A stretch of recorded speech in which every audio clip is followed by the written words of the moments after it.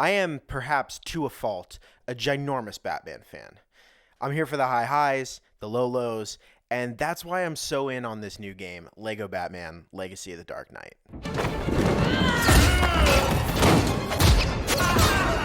Unlike the Arkham games, which are about you being Batman, this game is truly about celebrating the character's history and all the highs and lows that come with it. I want to talk a bit about the good and the bad, but I won't bury the lead. I think this is a good game. I think if you love Batman, there's no question that you won't love this game. I think if you're going into it expecting it to be the next Arkham game, considering how much the buzz was about the Arkham fighting mechanics in this, I think you might be a little bit disappointed. The game is truly at its best when it is going full Lego and stumbles a little bit with those Arkham mechanics. But more on that in a minute. First, some things I love. Like I said earlier, this game is a celebration of Batman, a character that remains relevant and indelible in culture through decades of reinvention, wild tonal shifts, and creative teams working across various forms of media. Big fan or not, we all have a Batman, and that Batman is represented in this game, whether it's the first appearance in Detective Comics 27 all the way back in 1939, 66 TV show, animated series, Burton, Schumacher, Nolan films, all the way to present day with the inclusion of the absolute Batman costume. It's all here. I mentioned high highs and low lows, and this game revels in all of it. I love that we get silly Batman dancing sequences akin to the 66 Batman. I love that the Schumacher Batman and Robin characterizations of Poison Ivy and Mr. Freeze are in this game. Tonight's forecast, a freeze is coming. Tons of quotes ripped out of comic books, film, and even off-camera anecdotes. I simply cannot sanction any more of your buffoonery. We also get tons of references outside the world of Batman. Some are sort of tangentially related, like the inclusion of the American Psycho business card scene. Is that eggshell? Bruce Wayne? The story, the cutscenes, the jokes, pretty much all work for me.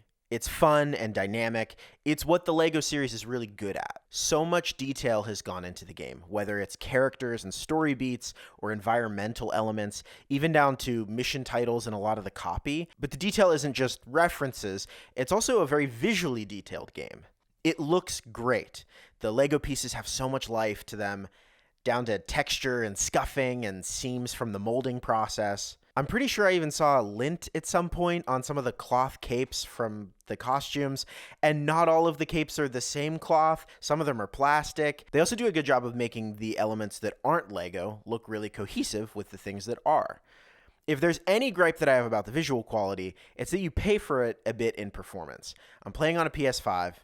I've messed with settings, but I'm having glitches and stuttering on more than one occasion and have had to quit out of the mission or the game entirely to fix some issues. When the game is working though, it's a lot of fun. One area I was surprised by is just how much fun it is to play with all of the side characters. Because while that has been a staple of the LEGO series, this roster is much shorter than all of the other ones. I think there's only 7 playable characters. But each have gadgets and abilities that make them uniquely equipped to solve certain puzzles or complete certain missions. And those abilities are really satisfying to use. Gordon has this bouncy bullet gun that turns any room into a cacophonous collectathon of those Lego studs. Catwoman has cats that can navigate small spaces or distract enemies. One of my favorite characters is Batgirl, who has a hackerang, which is a simple but fun minigame where you can hack into whatever you hit the batarang with. And she also has a drone that lets you set up grappling points wherever you want. Usually the excitement of a Batman game is getting to play as Batman, but I found myself using these side characters just because of how fun they were. To be honest, Batman's gadgets are a little boring because they feel sort of obligatory. Like you have to have a batarang, you have to have a grappling gun. But the other characters, the developers got to play a little bit more with what their abilities are, and so these gadgets are inventive and intentional. What works in this game is what makes LEGO games great.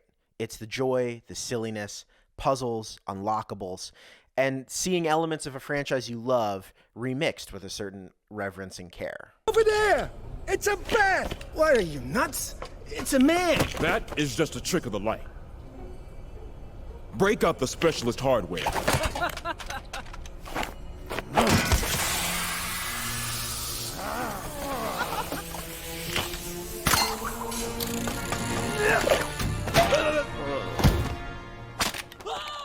But like I said earlier, if there's a place where the game stumbles, it might be with some of those Arkham elements. Listen, I love Arkham combat. Those mechanics changed how combat is viewed in gaming, and it is fun to return to those games that are like over 15 years old and take out waves of baddies and feel just how well it all holds up. What makes those mechanics work isn't just attack, counterattack, dodge, takedown. It's that you feel like with a little bit of effort, you can do so much damage to so many henchmen. And that one piece is missing here, the effort piece. For any of it to be satisfying, you have to be met with some resistance. I mean, it's the thing that's compelling about the character.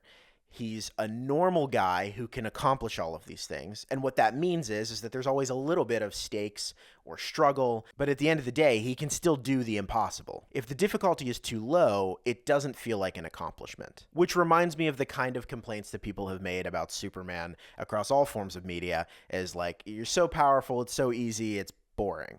Now, there are difficulty modes. This is the first time we've gotten that in a LEGO game. And I will say the hardest difficulty mode does make a difference, and for the better. And by the way, I get that this is a game for children, and it is kind of silly for a guy in his 30s to be like, my LEGO game isn't hard enough. It should be easy enough for kids. I'm not here to pitch that the game should be like really hard across the board or have some insane difficulty mode. But those Arkham mechanics are about living out a specific kind of power fantasy, and if you make the combat too easy, those mechanics suffer. I think a more simplified combat like the traditional LEGO games actually would work better on the first two of the 3 difficulty modes. A bigger criticism of mine, really the only like big one that I have, comes down to the stealth moments. In the Arkham games, the stealth is a pacing thing. It helps break up the all-out brawls and the boss fights, and it gives you the feeling of being the Dark Knight at his best, lurking in the shadows, creating diversions, analyzing the environment, and planning your takedowns, and also scaring the bejesus out of henchmen. There are rooms in this game with ledges to let you know that you can kind of sort of attempt that, but there's not enough of the other stuff, environmental elements and gadgets, to make the planning of all of that fun. Those are the moments where you most want to engage your bat brain and think like the Dark Knight, but those tools are just not at your disposal. And not to harp on difficulty again, but it is easy enough, even in the hardest difficulty, to just walk around a room and perform stealth takedowns while not attempting any stealth at all. I don't know that I would even mind if that was absent from the game on the whole. It might also be an expectation thing on my part. But early on in the game, they're teaching you the mechanics and they run through the whole stealth thing, and I almost feel like just don't include it if you're not going to build it out and make it engaging. Back on the positives, one thing I forgot to mention in the plus category is the driving. I know a lot of people harp on the driving in Arkham Knight, and that is only because it is dog shit. But here, I find the driving to be a lot of fun. I have a lot of fun changing my Batmobile every 5 seconds. I think I have settled on using the Batman 66 car the most. Anyway, I think that sort of covers everything. I probably should have mentioned at the top that I have not finished the game. I'm at the end of chapter 4. And I don't know how many chapters there are. I should have done some research. I have enjoyed my time with it. It's not the greatest Batman game of all time. Is it the best game about Batman, maybe? Does that make sense? No? Even in those moments where the Lego to Arkham ratio could use some fine-tuning in my mind, it's still good. I feel like I'm splitting hairs there. I would love to know what you think. Are you playing it? Are you enjoying it? Where do you put it in your Batman game rankings? What moment did this game have you most pointing at the screen like the Leonardo DiCaprio meme? Let me know down below. Do whatever YouTube things you want. I'll be back soon to chat about something else, game, movie, comic book related. Until then, take care. I'm not wearing hockey pads.